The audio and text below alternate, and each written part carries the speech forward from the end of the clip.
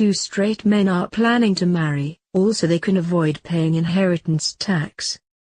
The two pensioners, who have been pals for almost 30 years, already live together and have now decided to tie the knot to avoid a massive tax bill.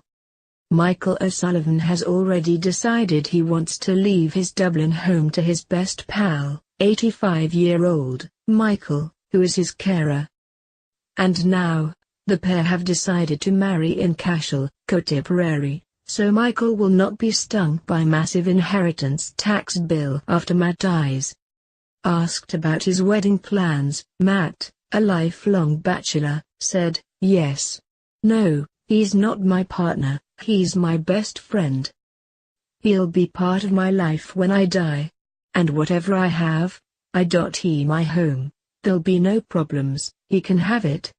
Speaking on RT&D Acute's Liveline today, Michael, who was previously married and has 2 children with a second woman Eileen, added, "The thing is I know Matt for 29 years, the same age as my own daughter. He lives in the same area as I grew up, in Stony Batter. And he's one of the nicest people anyone will ever meet in their life." Asked why they are getting married, Michael said, "What happened was Matt said to me, 'I'm going to leave you the house.' And I said, 'That's a nice idea, but because of tax reasons I'd have to pay half of that to the government, in capital acquisitions tax. I investigated it because I had another friend who got a €400,000 house in about 2008 from an aunt.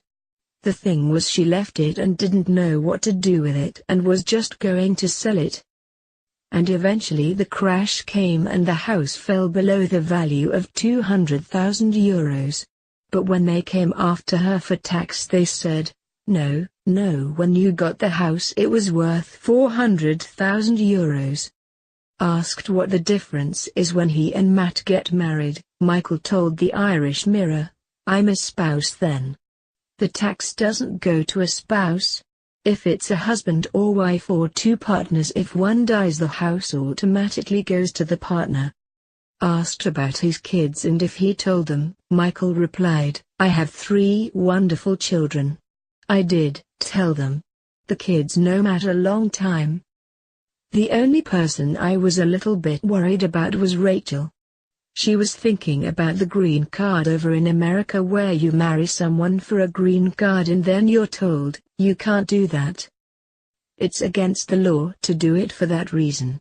Rachel was my first, she's my ex-wife and I have 2 children with another lovely woman called Eileen."